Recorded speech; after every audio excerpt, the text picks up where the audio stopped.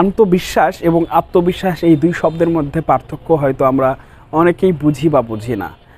অন্তবিশ্বাস এবং আত্মবিশ্বাস এই দুই শব্দের মাঝে পার্থক্যটা কী? প্রথমত আমি একটা উদাহরণ দিয়ে নিই, তাহলে আমাদের বিষয়টা বুঝতে অত্যন্ত সহজ হবে। আত্মবিশ্বাস বিষয়টা হচ্ছে এরকম, ধরেন আপনি একটা কাজ করতেছেন, ধরেন একটা রাস্তা দিয়ে আপনি হাঁটতেছেন, আপনি রাস্তা দিয়ে যাওয়ার সময় দেখলেন যে রাস্তায় কিছু মানুষ অ্যাক্সিডেন্ট হয়েছে এবং তারা রাস্তায় পড়ে কাতরাচ্ছে। তো এখন আপনার শরীরে যে শক্তি সেটা দিয়ে সর্বোচ্চ আপনি দুইজন মানুষকে আপনি ঘাড়ে করে নিয়ে যেতে পারবেন, আশেপাশে কোনো গাড়ি কিছুই নেই। তো আরেকজন মানুষ সে রাস্তা দিয়ে যাচ্ছে, সে দেখতেছে সে মানে এই রাস্তায় কিছু মানুষ অ্যাক্সিডেন্ট হয়ে পড়ে আছে, সে এখন এসে দেখতেছে সে সর্বোচ্চ তিনজন মানুষকে ঘাড়ে করে বা যে কোনোভাবে তার শক্তি দিয়ে সে নিয়ে হসপিটালে যেতে পারবে। তো এইভাবে এই জায়গা থেকে আমরা যদি বলি হারকিউলিসের কথা যদি আনি আমরা, যে হারকিউলিসের অনেক শক্তি আছে, ধরেন তার শক্তি দিয়ে সে সর্বোচ্চ কতজন নিবে, ধরেন 10 জনকে নিয়ে সে হসপিটালে গেল, কিন্তু অ্যাক্সিডেন্ট হয়ে যে এখানে মানে মানুষগুলো পড়ে আছে রাস্তায় কাতরাচ্ছে তারা আছে অনেকজন।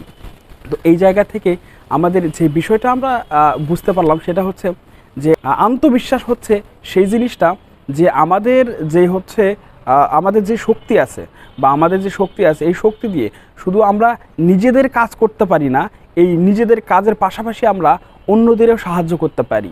হ্যাঁ, এই আত্মবিশ্বাস কেন বললাম এটাকে, প্রথমত আমাদের মানসিকভাবে একটা প্রস্তুতি নিতে হবে এবং মানসিক শক্তি থাকতে হবে।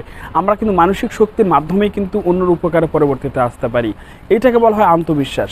আর আত্মবিশ্বাসটা কি, ধরেন আত্মবিশ্বাসটা হচ্ছে এরকম যে আপনার একটা জিনিসের প্রয়োজন আছে, আপনি সেইটা করতেছেন, এইটা হচ্ছে আত্মবিশ্বাস।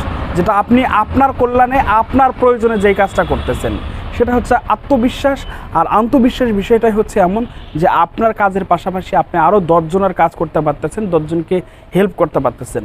তো আমাদের যেই বিষয়টা হয় সেটা হচ্ছে আমরা আত্মবিশ্বাস নিয়ে চলি, কিন্তু পাশাপাশি আমাদের আরও কিছু শব্দ জানতে হবে যে শব্দগুলো দিয়ে আমরা নিজেদের উপস্থাপন করতে পারি এবং অপরের কল্যাণে আসতে পারি।